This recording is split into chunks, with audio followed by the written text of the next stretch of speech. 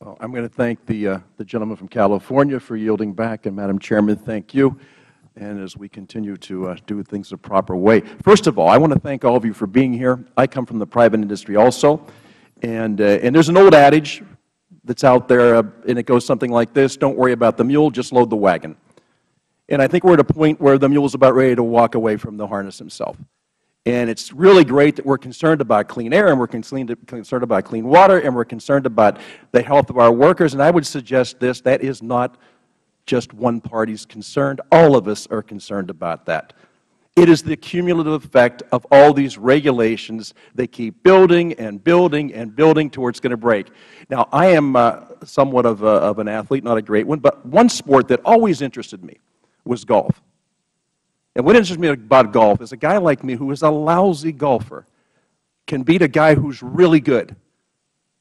It's called a handicap. Now, we have continued to handicap you, and now I'm part of this government, to handicap you and handicap you and handicap you, so I think you're about ready to walk away from the harness. But in particular, first of all, Mr. Kamdekar, thanks for being here. In the district, you know, we have so many people in the business, and I want to congratulate you on becoming the president of the organization.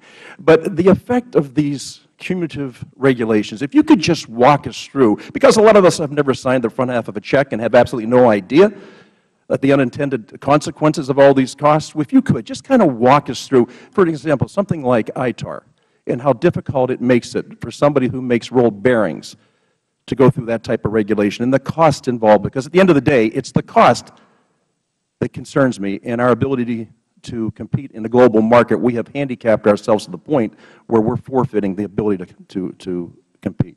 If you could, sir. Excuse me.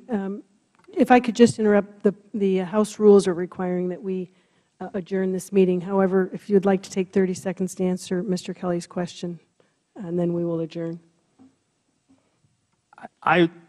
It's difficult to answer.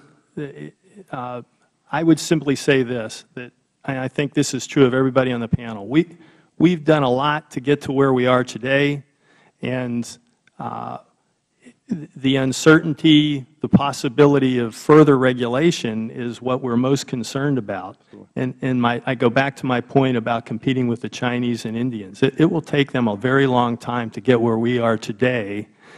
But while they continue to operate, they have a very big advantage over us. We'll take our chances against them, but let's not regulate us even more.